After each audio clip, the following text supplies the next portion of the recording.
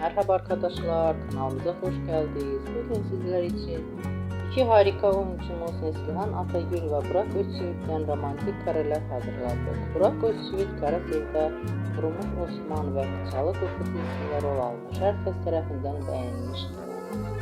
Biz de sizler için onların güzel paylaşımlarını hazırladık. Bu videoların devamlı gelmesini istiyorsanız kanalımıza abone olup yorum yazmayı unutmayın.